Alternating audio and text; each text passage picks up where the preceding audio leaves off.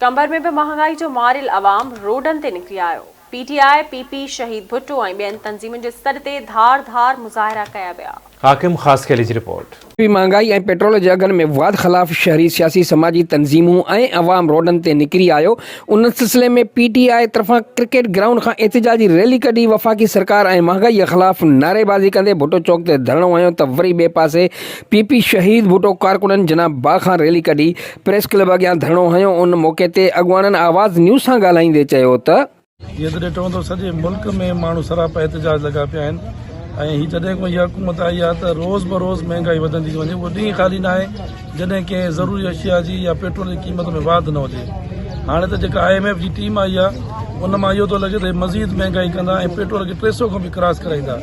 इन कंडीशन में मां सम्झां थो असांजे हितां जे माण्हू जो जीअण जंजाल थी वेंदो, माण्हू ख़ुदकुशियुनि ते मजबूर थी वेंदा। किसान जेको हिन वक़्तु पंहिंजे बच्चनि जे लाइ न अटो थो वठी सघे, न उन्हनि खे तालीम जे लाइ को फीस अदा थो करे सघे, न गैस ऐं बिजली जा बिल अदा थो करे सघे।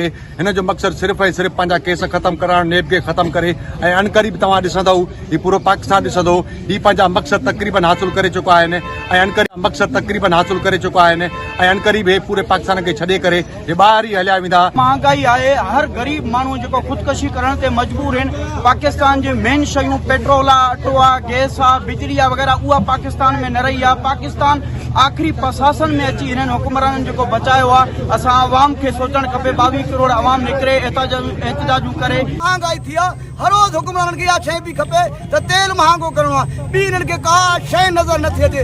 अवाम खे हथ सां मारणु पिया चाहिनि। अवाम जो जीअण जंजाल थी वियो आहे। 800 रुपयनि जो कमाइण वारे जो ऐं गुज़र सफ़र नथो थी सघे। गिहु वठे, खंडु वठे, चांहि पती खीर, असांजो ऐं बिल पाणिनि जा, गैसनि जा, बिजलियुनि जा तमामु अवाम दुश्मन हुकूमत आहे। वरी उन खां पोइ बरसाति सां गॾु बोर्ड हथ सां हुकुमरान हितो जे तमामु घणी हिते बरसाति ऐं बोर्ड जो पाणी बीहारे छॾियो, जंहिंमें पंहिंजा मुफ़ादात हासिल कनि पिया। हींअर PTA में पाकिस्तान हुकूमत सां गॾिजी करे जिन खे वोट बि न ॾिनो आहे, अवाम मथां रोज़ाना हू बम किराए रहिया आहिनि। महांगाई जो महांग कयो अथऊं अटो जो ग़रीब जे लाइ जीअं जंजाल थी विया। ख़ुदा कारण high court supreme court notice वठे जो पाए त ऐं हाई कोर्ट नोटिस वरितो बि आहे।